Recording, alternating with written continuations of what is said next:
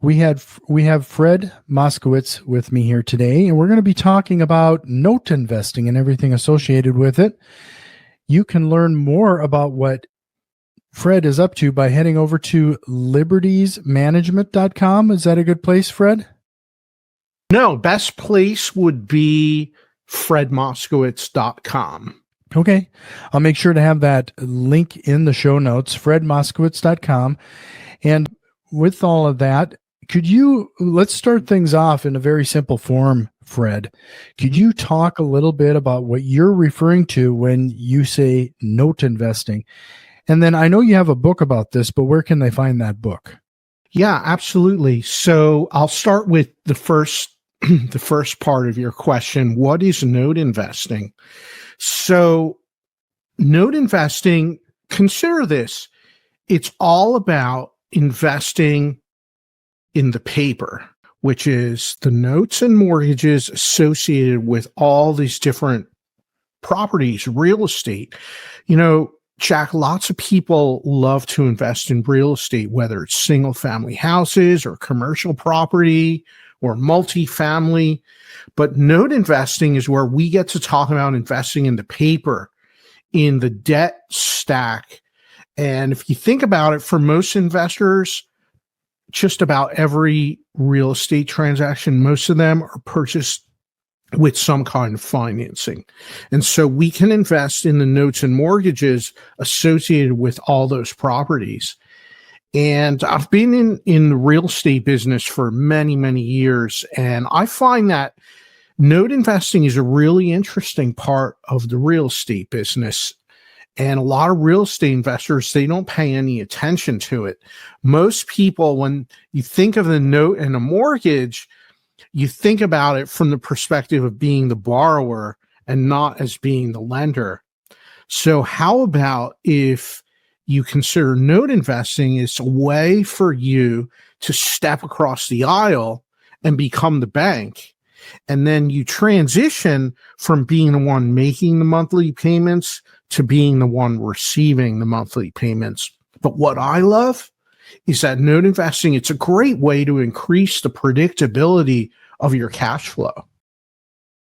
Well, can you kind of go into details on how that works out and maybe even go into the process or give us an example of one of these investments that you've recently made?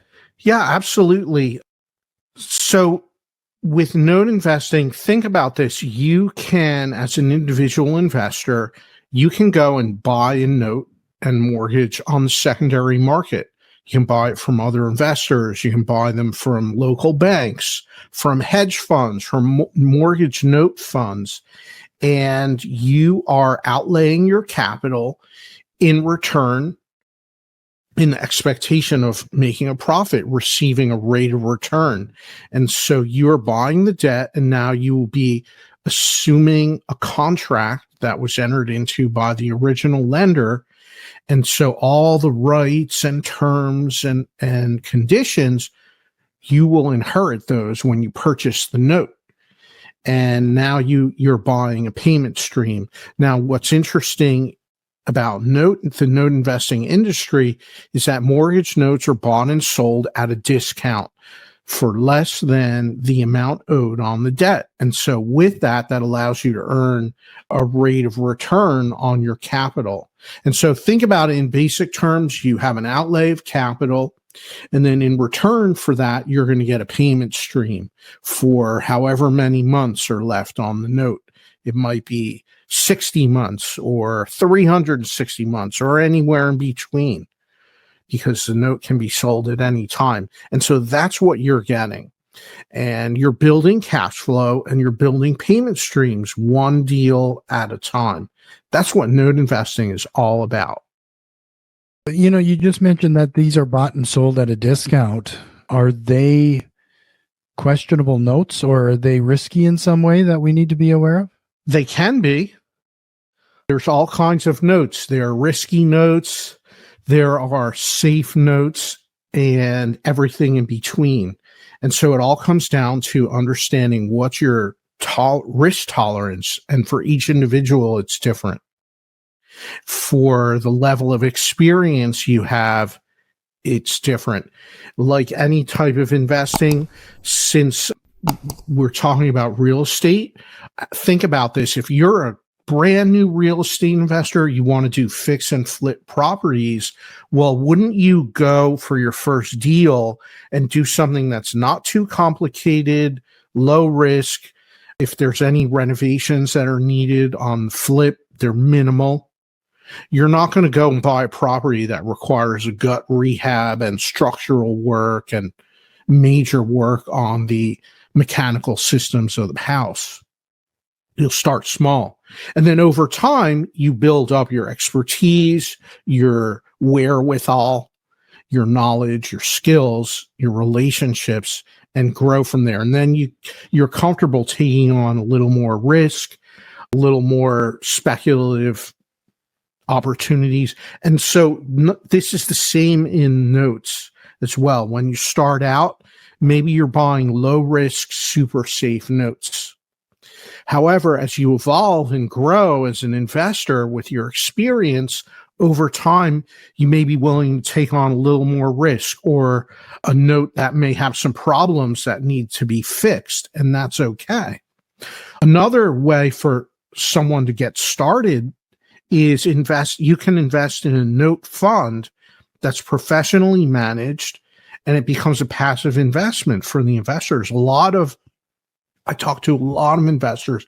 They come to me and say, Fred, I love the idea of note investing. It looks like a great business. I love the asset class. I've been paying on many notes all throughout my career. So I like the idea of owning notes, but it's a lot of work. There's management, there's risks. And what do you do if this happens? What do you do if that problem happens? And so in that case, a great option is investing in a note fund where the fund managers, they raise capital, they put together an offering very much like a real estate syndication, and then they will go out and buy the notes and manage the portfolio and pay back a passive income to the investors. And so there's all these different options and ways to get involved. But the big benefits of note investing is that you're in a real estate deal.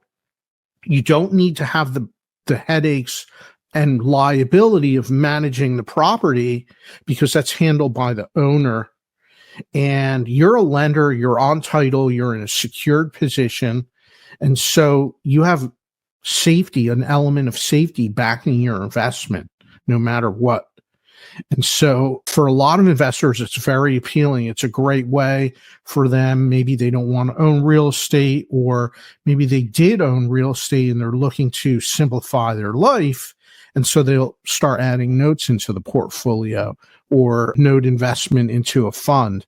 And so there's no right or wrong answer. It comes down to, for each person, think about what are your goals and objectives? How much time do you have? What's your risk tolerance?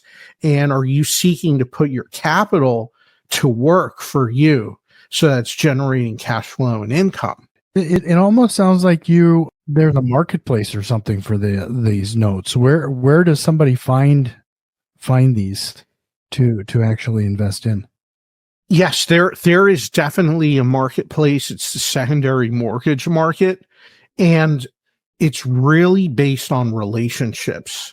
There's not a central location to look for notes. It's all done through relationships. And so what does that take? It takes being good at networking, being good at building relationships, meeting people, going out to real estate events and conferences.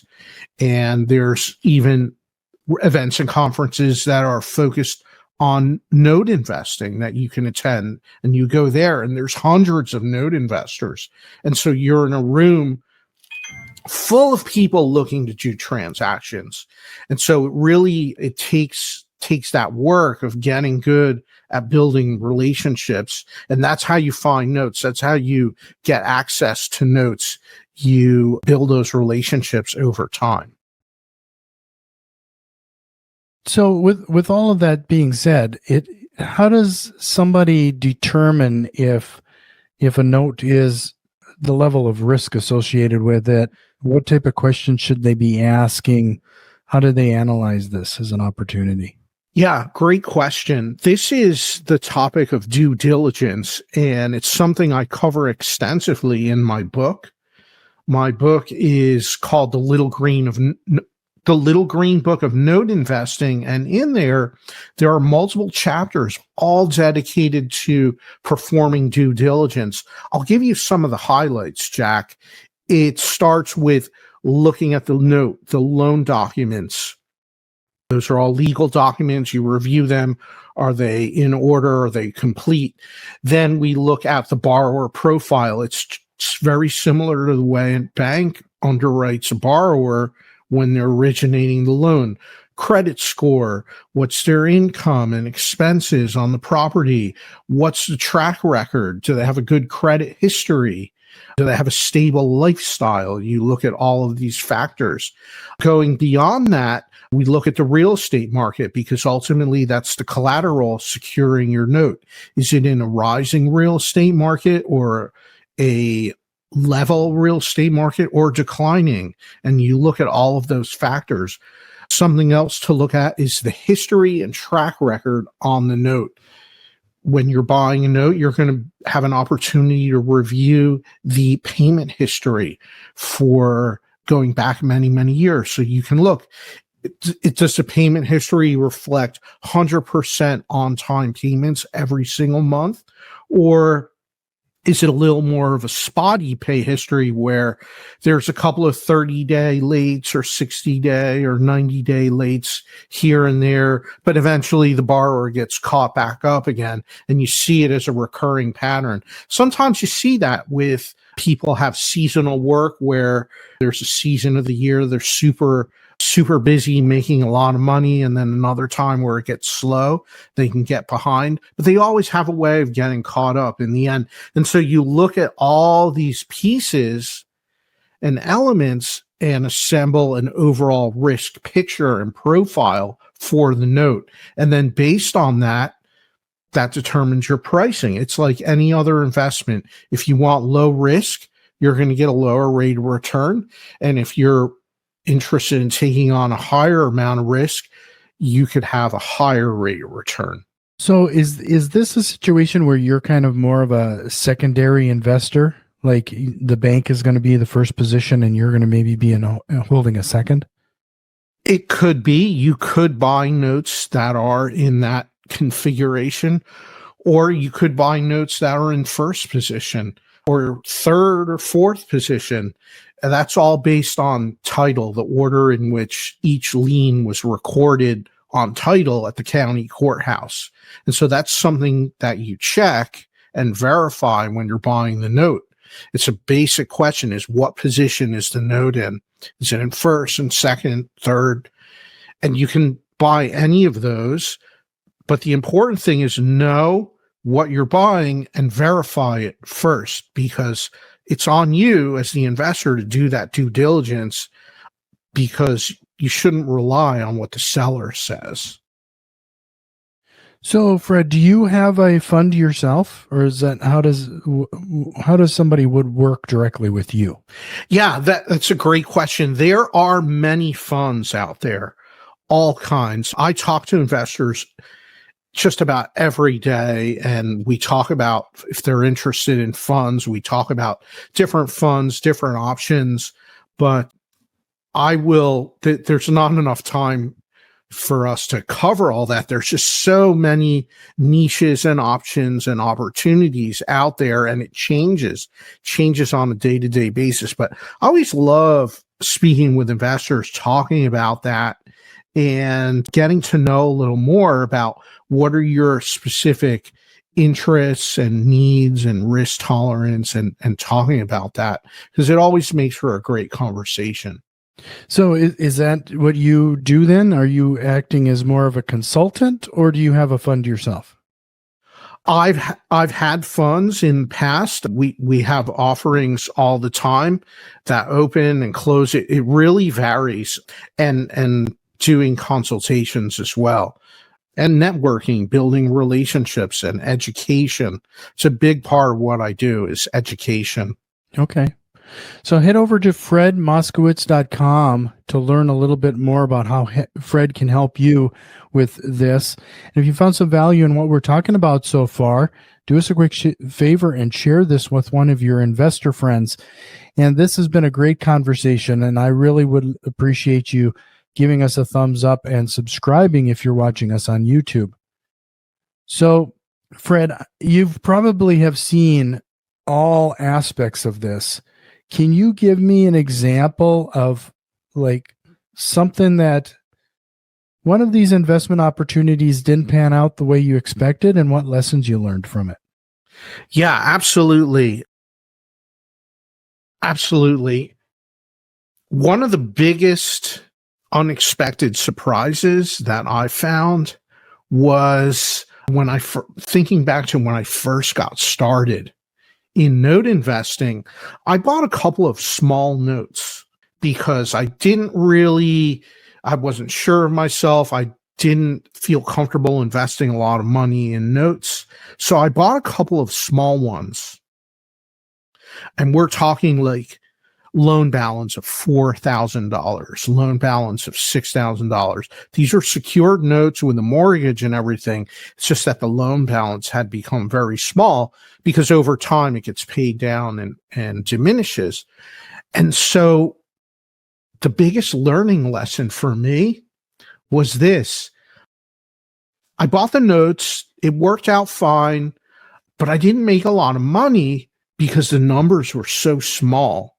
And so I quickly learned that it takes the same amount of work and effort and expenses and headaches, all of that, to do a note that's $5,000. It takes the same amount that it does for a note that's $50,000 or $500,000. Same amount of work, same amount of expense. And so that's something I quickly learned, that the small notes don't spend time and effort and energy focusing on those. Go for something larger, because the profits and returns relative to your overhead and your expenses and your time, right? Our most valuable resource is time. It's going to be much better, much higher rate of returns for us. And so that was a big lesson for me that I learned early on in my first few deals. Sure. Well, can you give me an example of how things are typical? Like what, or maybe even an example of one of your biggest wins? Typical, huh? Well, I'll say this about typical. There is an element of randomness that exists in the note investment space. And that is that you never know when a note is going to pay off because the borrower's refinancing or they're selling the property. And so you might buy the note at a discount. Let's say we have a $100,000 note with a $100,000 loan balance. You are a great negotiator. You negotiated with the seller and you bought it for $90,000. So you got a discount of 10% on that note when you bought it. Now, keep in mind that the loan balance is still $100,000, but you bought it for $90,000. So let's say 6 months down the road, you buy the note, you get it situated. 6 months down the road, all this time goes by, you're receiving your monthly payments, and all of a sudden, there's an inquiry coming in from the title company saying, we need a payoff quote. The loan's being paid off and the property's being sold. You weren't expecting that, but that loan's going to be paid off in full at the loan balance of $100,000. So now you get your $90,000 back, plus that discount amount comes in. It's the extra $10,000, and you got loan payments for the past 6 months or however many months. So all of this comes in unexpected, unannounced, and you as the lender have to remember the borrower always has the right to pay off a loan in full anytime they want. So you can't control that or dictate that. But the thing to think about is, even if a loan is for 20 years or 30 years, The average lifespan of a note in the United States of a residential mortgage, it's 5 to 7 years. Because why is that? Well, because life happens. People move. People need a larger house. They need a smaller house. They want to move into a better school district, or their kids are out of school and now they want to move somewhere warmer. All these things, it's life. And so it's a surprise that comes up is loans get paid off. And so if you're an investor, the biggest job that you have is when that money comes back in, you redeploy. You have to go back out to the marketplace and buy new notes, because the name of the game is keeping as much of your capital in play, invested, and placed out in the marketplace as close to 100% of the time that you can. Well, can you give us an example of one of your biggest wins? Well, some of my biggest wins were unexpected payoffs, just like the example I gave. Just like that. Bought a note at a discount, and then a few months later, it gets paid off. And so some may say, oh, well, I did all that work and now I got my money back and I'm out of the investment. However, what about all that payoff that came in, and in a very short amount of time? So maybe you were expecting an 8% rate of return, but it happened all in the span of 3 months. So now your rate of return might have shot up to 16 or 17% when you annualize it. And so those are nice deals. You never know when they come, but when they do, that's great. And when the environment is such that there's a lot of refinancing going on, the activity on payoffs can be very high. So this is a really interesting conversation, and I'd be curious then, based on what you're talking about, do you use some sort of loan servicing then? You buy these notes, and how do you manage it? Absolutely. We use loan servicers. They are an essential vendor in this business. Loan servicers, what do? They will manage a note on behalf of the lender and handle all the day-to-day activities, whether we're talking about collecting the payments from the borrower, keeping track of the amortization schedule, keeping track of the accounting on the note, generating the tax forms at the end of the year that go out to the borrower that shows how much interest was paid. They will take phone calls from the borrower, respond to any inquiries that come in. If the loan is going to be paid off, then the servicer will generate a payoff quote and coordinate with the title and escrow company as needed to handle that, and then release the lien. And so loan servicers handle so much for us as investors, and it's crucial. They handle the compliance, the notices and letters that have to be sent out required for compliance. There's a lot of it, especially when it's consumer loans. And they do all of this for a very low cost. On average, it will cost between $15 and $30 a month per note for servicing. And so that's what allows us as investors to scale up into a large portfolio, so we can handle hundreds of notes or thousands of notes when you're using a professional loan servicer. So that's a great question, Jack. I love that. And yes, that's one of the most critical vendor relationships that is required to be successful in this business. So this sounds almost too good to be true in some aspects. So what are some of the pitfalls or people should be aware of? That let's not paint such a rosy picture here. Yeah, absolutely. Pitfalls can come from so many places. There are always going to be threats to a lien, to someone's equitable interest in a property, to a lender's position or property.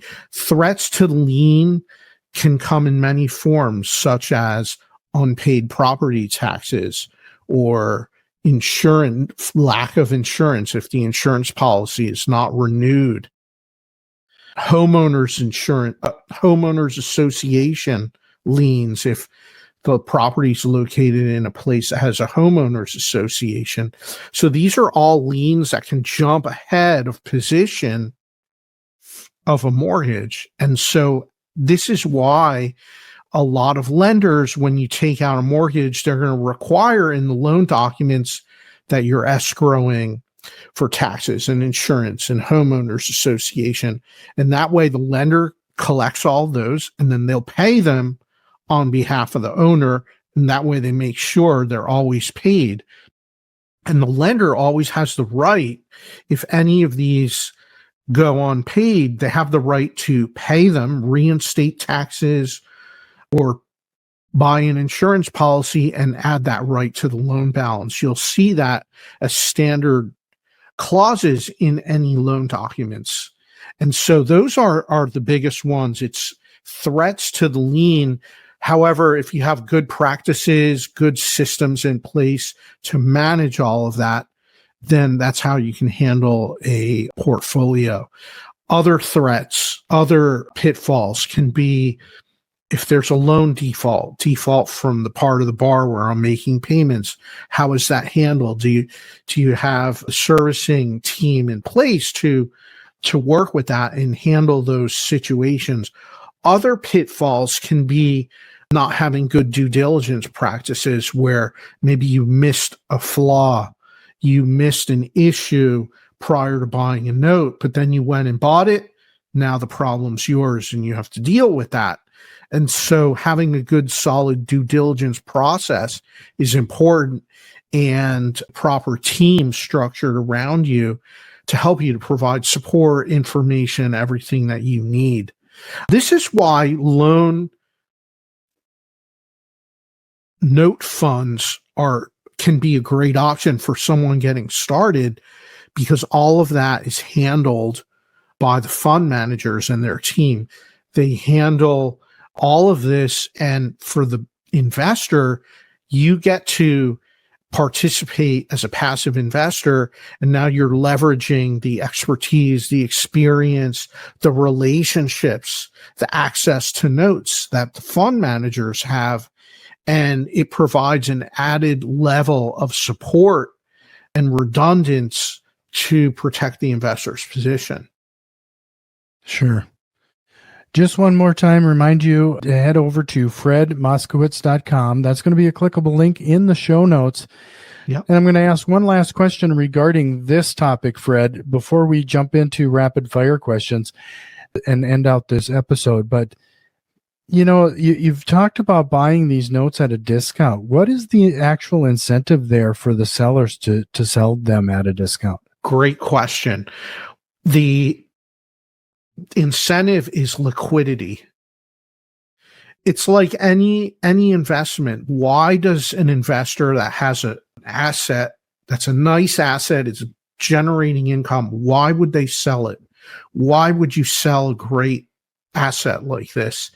The biggest reason is liquidity. And what I find is that most investors need to raise capital because their next deal is coming and they have a great opportunity ahead of them. And so they'll sell off some other assets to raise capital quickly. And that's what happens. And so the notes will get sold at a discount to provide incentive for the sale to happen quickly.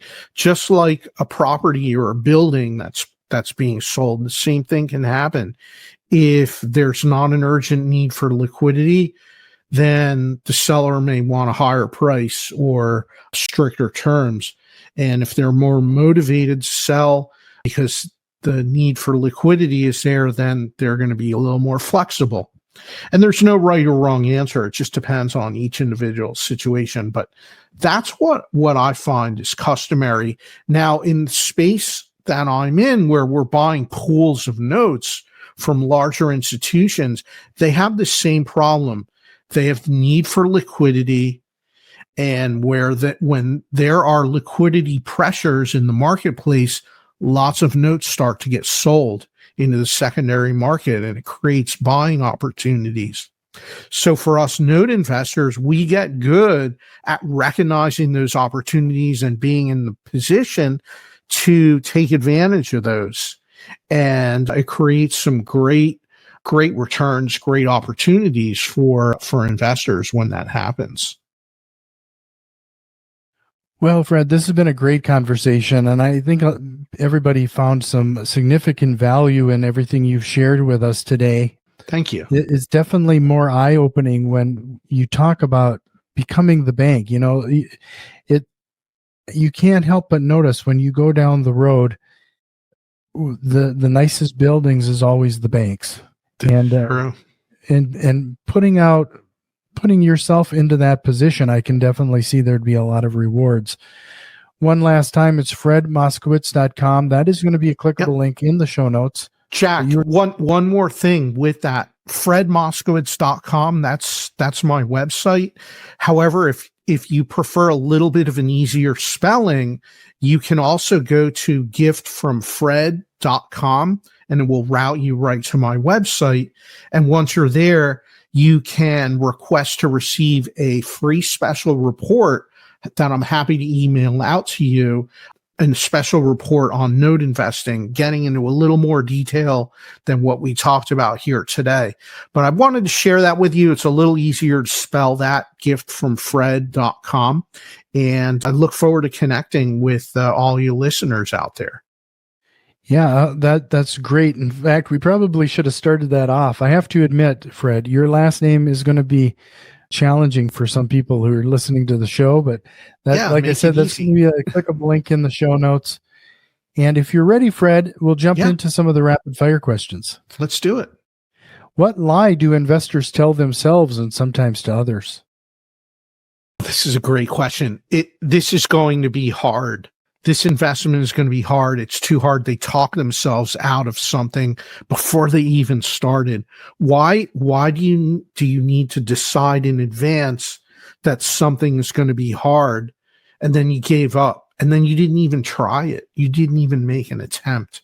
At least start, get started, surround yourself with the right people to get advice and guidance from, and you'll be able to achieve so much. Do you have a book recommendation, or what are you reading right now? Great question. Yeah, book recommendation. I love the book Think and Grow Rich by Napoleon Hill. It's something I study on a recurring basis, and it's a great book that you can flip to any chapter and read it. It's like 20 pages and benefit from that. If you could go back in time and give your younger self one piece of advice, what would it be? Get a mentor right in the beginning. Align yourself with a mentor. Find someone that's successful in the space that you want to be involved in and ask them for help. What single strategy, process, or tool have you implemented in your business that has had the biggest time-saving impact? Using a CRM, customer relationship management tool. That is a powerful tool. And when you get a lot of contacts in your database, it's essential to be organized. Yep. And that will lead me to a self-plug. Check out Real Deal CRM regarding that. And you can even add that necessary automation for that persistent, consistent behavior. So Fred, really appreciate your time. This has been a great conversation. Again, it is fredmoskowitz.com. And that's going to be clickable links, and we'll see you next time. Thank you.